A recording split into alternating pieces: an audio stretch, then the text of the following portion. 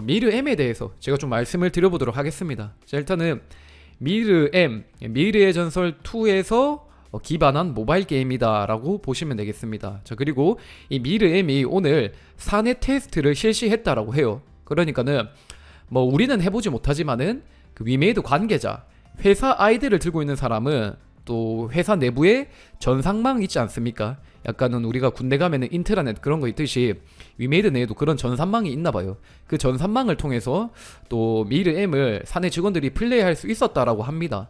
그리고 이제 그 기간이 지난 14일 오후 2시부터 오늘 오후 5시까지 진행이 됐다라고 하고, 실제로 위메이드 관계자분에게 질문을 드려보니까는 개인적으로 그분의 개인적인 생각으로는 미르 M이 참 괜찮다라는 생각을 했다라고 하시더라고요. 근데 이제 그거는 위메이드 회사 사람이니까 당연히 뭐 그렇게 말을 하실 수도 있겠죠. 그리고 이제 미르 M 같은 경우에는 쿼터뷰에다가 길막이 가능하다라고 하지 않습니까? 그래서 제가 그 부분에 대해서 그렇다면은 리니지 M과 좀 비슷한 느낌이 나나요? 이런 질문을 던졌거든요. 근데 이제 그 부분에 대해서 말씀을 해주신 게 리니지 M 느낌이 좀 난다라고 합니다.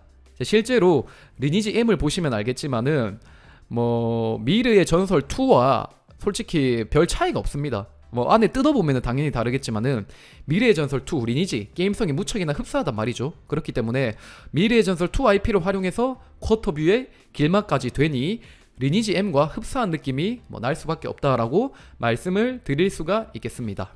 네, 그렇게 보시면 될 것 같고, 이 미르 M 같은 경우에는 어떠한 가능성을 가지고 있나, 장형국 대표가 이런 말을 했었죠. 자, 이번 6월에 컨퍼런스 콜 때 이런 말을 했습니다.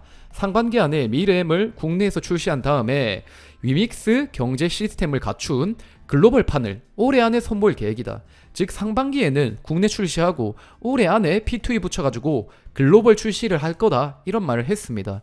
그리고 이제 이 미르 M에 대해서 아마 기관 투자자일 것 같습니다. 그때 기억상으로는. 아무튼 그분이 그런 질문을 했거든요. 미르 M이 어떠한 수치적인 달성치, 그러니까 예상치를 가지고 있느냐, 그런 질문을 던졌습니다.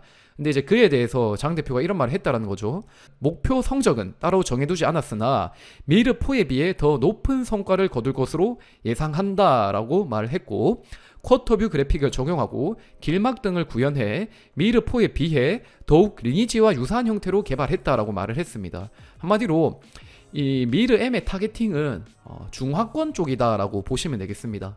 실제로 미래의 전설 2 IP 같은 경우에는 중국에서 굉장한 인기를 가지고 있죠. 2002년 서비스를 시작한 이듬해에 중국 내에 온라인 게임 최초로 동접자 35만 명을 기록했습니다. 자, 그리고 그게 세계 동접자 신기록이라고 해요. 그리고 2004년에는 중국 게임 시장의 65%라는 점유율을 기록했습니다. 미래의 전설 2 IP가. 그리고 2005년에는 기네스북에도 올랐대요. 80만 명을 기록해서. 그렇기 때문에 이 미르의 전설 2를 본딴 미르 M은 중국 유저들이 좀 좋아하는 그러한 게임이 되겠구나라고 보시면 되겠습니다. 그리고 실제로 미르 같은 경우에 국내에 매니아층이 뭐 존재하긴 하지만은 리니지에 비해서 그렇게 좀 밀리는 느낌이 있었거든요. 그렇기 때문에 미르 M이 나오면은 이 중국 쪽에서 꽤나 좋아하겠구나라고 보시면 되겠습니다. 자, 그렇다면은 이 미르 M이 앞으로 어떻게 될까? 저는 이제 또 생각을 해보니까는 일단은 이게 단기간에 중국 판호를 받기는 어려울 것 같아요. 뭐 장형국 대표도 이런 말을 했었습니다. 원래는 작년 7월에 미르4 내년 중국 출시 판호는 협상 중. 그러니까 미르 M에 앞서서 미르4를 먼저 중국에 판호 발급 받고 출시를 할 거다, 이런 말을 했거든요. 근데 이게 지금은 좀 힘들어졌단 말이죠. 왜냐면은 올해 10월에 중국의 전당대회가 있습니다. 시진핑이 3연속 연임을 결정하는 중요한 그러한 자리거든요. 그리고 그 연임을 앞두고 이제 시진핑이 공동부유라는 것을 슬로건으로 내세우면서 게임, 사교육, 부동산을 때려잡았단 말이죠. 그렇기 때문에 안 그래도 사드 때문에 중국 판호 발급이 어려웠는데 그보다 더욱 어려워졌다라고 보시면 되겠습니다. 자, 그리고 오늘날에 이러한 판호 발급 이야기가 또 나오기도 했습니다. 근데 이 중국에서 지금 판호 발급한 거는 외부 게임은 판호 발급을 안 했어요. 그러니까 자국 내에 있는 자국 중국 게임 개발사의 게임에 대해서는 판호 발급을 해줬지만은 외부에서 들어오는 해외 게임들에 대해서는 판호 발급을 해주지 않았단 말이죠. 그렇기 때문에 미르4 그리고 미르 M이 뭐 중국에 판호 발급 받아가지고 많은 중국 유저들을 빨아들이면서 뭔가 매출이 잘 나오는 거, 그거는 지금 현실적으로 좀 힘들 것 같다라는 생각이 듭니다. 그리고 실제로 이 사드 이후로 이 우리나라는 판호 발급을 안 해주고 있습니다. 중국이.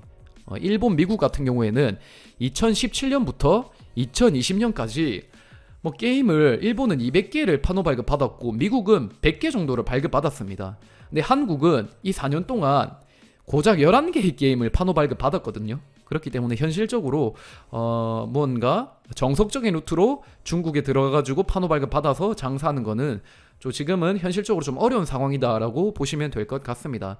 근데 이제 미르4의 케이스를 보시면 아시다시피 저는 이런 가능성에 대해서 생각을 하고 있어요. 지금 미르4 같은 경우에도 굉장히 많은 중국인들이 하고 있거든요.